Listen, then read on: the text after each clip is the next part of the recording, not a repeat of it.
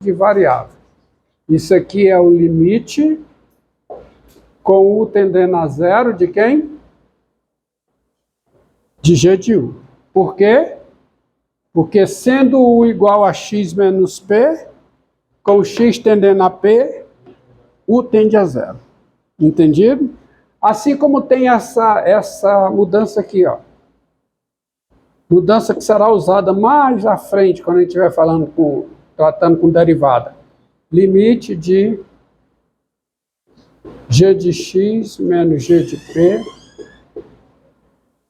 sobre x menos P. Tá? Eu posso escrever isso aqui como sendo o limite com x tendendo a P de...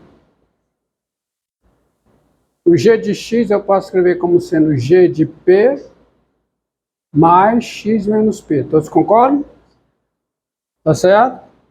Menos G de P sobre x menos P. E aí eu farei a mudança chamando U de x menos P.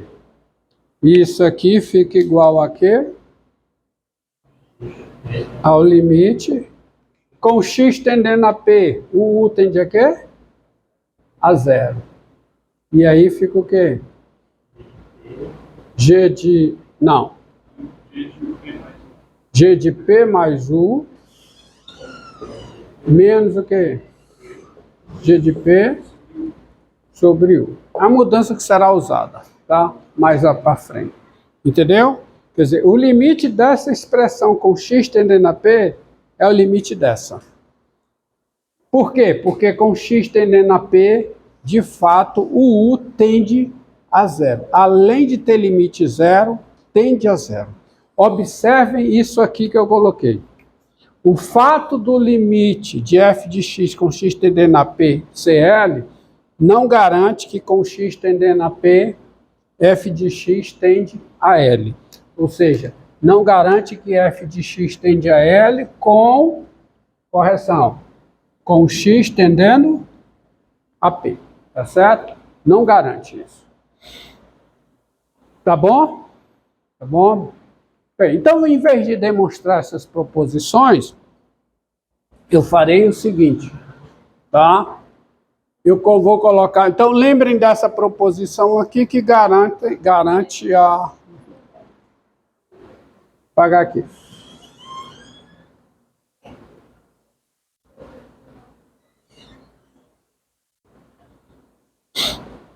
Corolário desta proposição. Corolário desta proposição. Sejam FG funções e X um subconjunto de R. Tá? Se a função f é contínua em x, o que significa f ser contínua em x? A f é contínua em cada elemento do conjunto x. E a função g é contínua em f de x. Quem é f de x? É a imagem do conjunto x pela função f. Então, a G composta com F, ela é o quê? Contínua em todo o conjunto X, tá certo? E o outro corolário, esse que eu vou explorar agora, diz o seguinte: sejam FG funções. Se FG são contínuas, o que significa dizer que uma função é contínua em todos os pontos do seu Domínio, que ela é contínua em todos os pontos do seu domínio. Se F e G são contínuas, então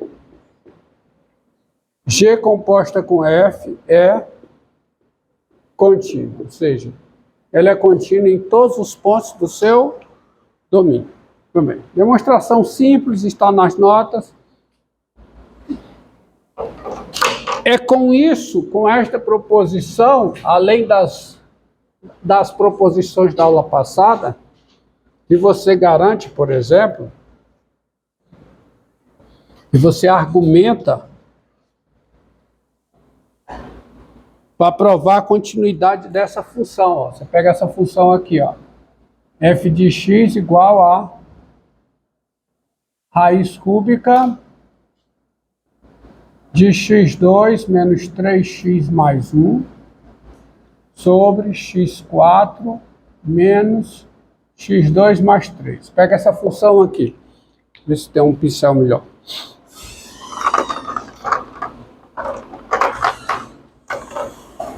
Como é que eu argumento que essa função é contínua?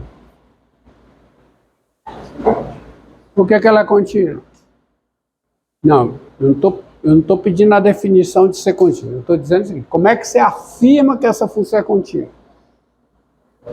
Desculpe, você afirma que ela é contínua, como é que você prova essa sua afirmação? Eu digo que essa função é contínua. Por quê? Aula passada, toda função polinomial é contínua e toda função racional é contínua. Então, essa função que está aqui dentro, x2 menos 3x mais 1 sobre x4 menos x2 mais 3, é uma função contínua. O argumento da raiz cúbica é uma função contínua. E o que é que eu tenho aqui? Uma composição de duas funções contínuas. A raiz cúbica é contínua, composta com a função racional que é contínua. Isso é uma função contínua. É contínua em todos os pontos do seu domínio. Do mesmo modo, eu argumento que essa função aqui, ó, g de x igual a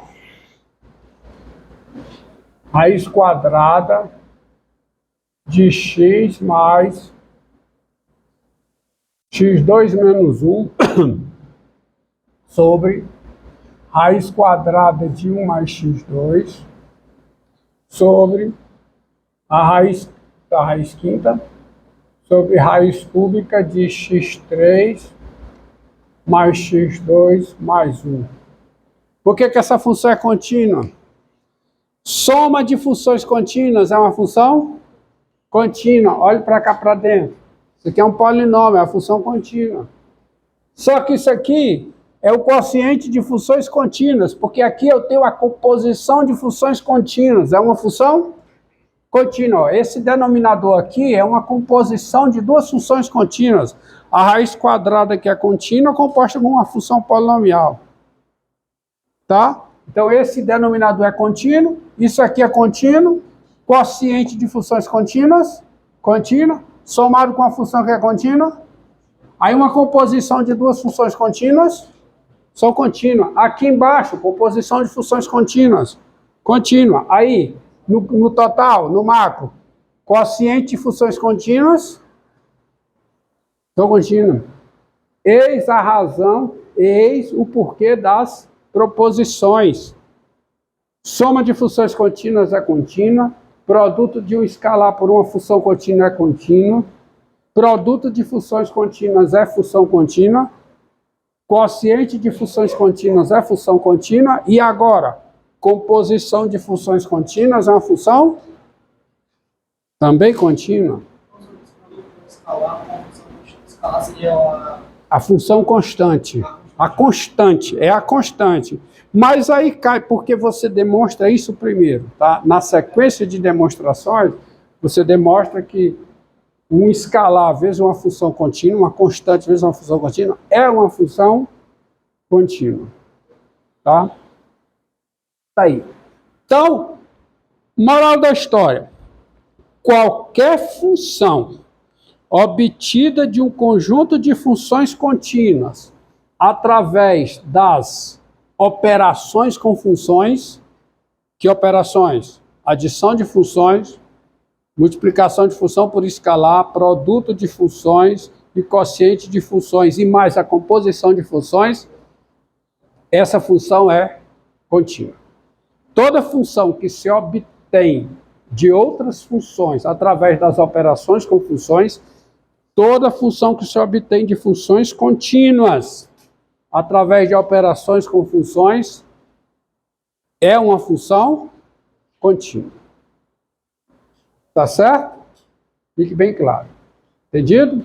Então você não tem... Por isso, pessoal, que você demonstra as proposições menores, aí vai junto, argumenta, tá bom? E você tem as proposições maiores. Tá? Vocês que da computação, tá? Eu sei que vocês adoram o Windows. Por que eu gosto do Unix, do Linux? Porque tem essa filosofia, cara. Você tem pequenas coisinhas, tá? Pequenos aplicativos, pequenos programas que junto dão um programão, tá? E você consegue fazer muita coisa, tá?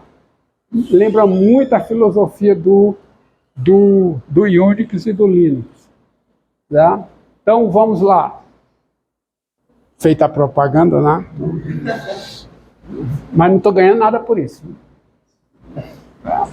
Agora, vamos entrar no outro assunto, que são, deixa eu ver se faltou alguma coisa, são os limites laterais. Ó,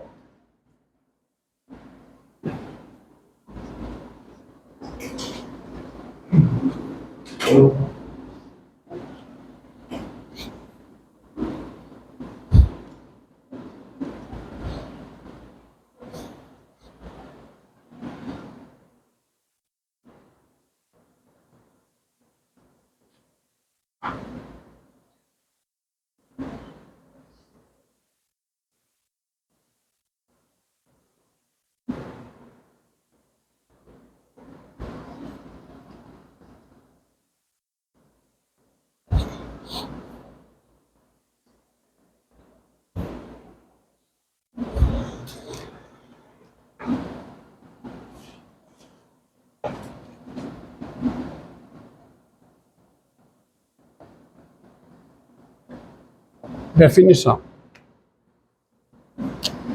Sejam P um número real, esse sejam tá horrível, né? Tá comendo letra.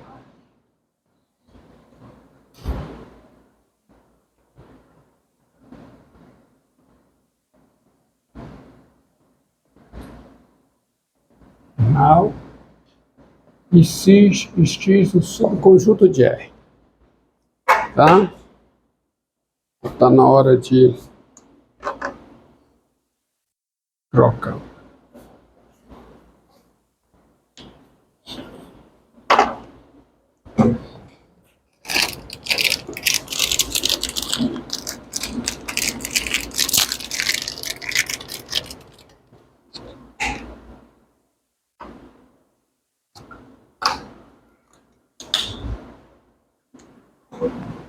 Então, seja o P o número real e X o subconjunto de R. Nós dizemos que P é ponto de acumulação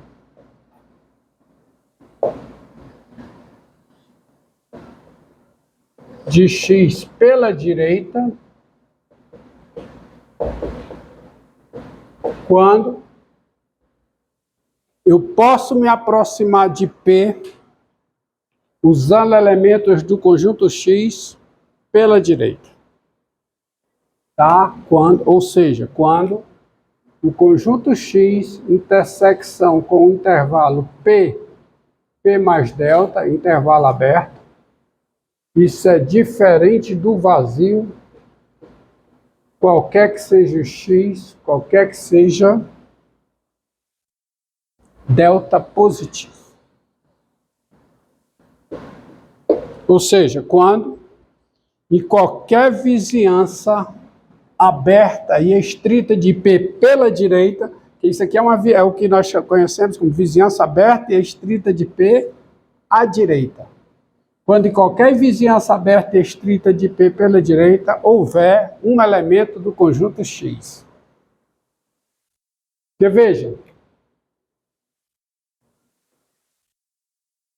você pega o P aqui, delta positivo, P mais delta, está do lado esquerdo, do lado direito, e P menos delta está no lado direito. Está do lado esquerdo. Isso marcado em vermelho, os dois intervalos, isso forma o que nós chamamos de uma vizinhança aberta e estrita de P. O lado direito dessa vizinhança é uma vizinhança aberta e estrita de P à direita. E esse lado aqui é uma vizinhança aberta e estrita de P à esquerda. Se qualquer vizinhança à direita contiver um elemento de X, é porque eu posso me aproximar de P pela direita dentro do conjunto X. Por dentro do conjunto X.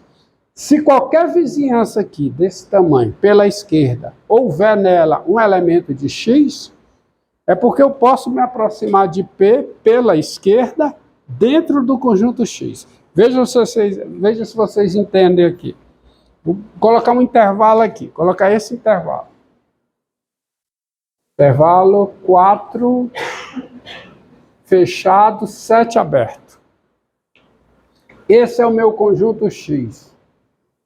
Eu posso me aproximar de 4 dentro desse intervalo pela esquerda?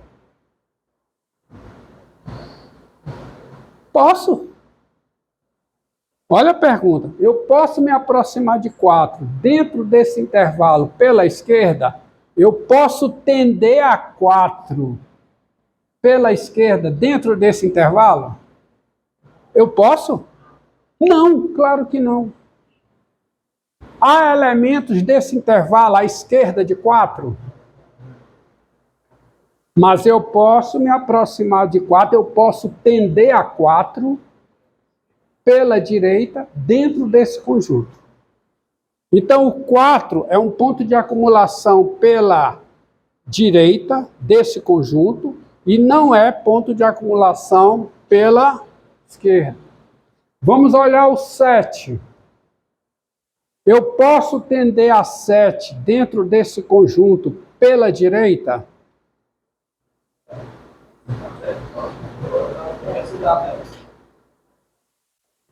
Você entendeu a pergunta? Eu posso tender a 7. Eu falei 4, foi?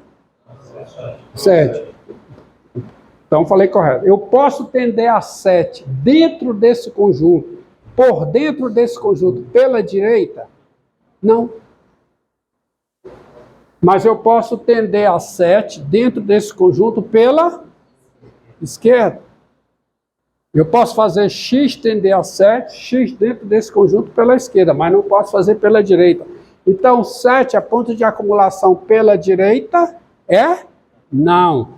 Não é ponto de acumulação pela direita desse conjunto, mas é ponto de acumulação pela esquerda.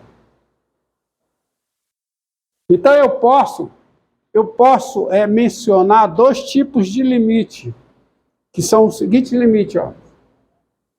Limite com x tendendo a P pela direita de f de x. Mas para fazer menção a esse limite,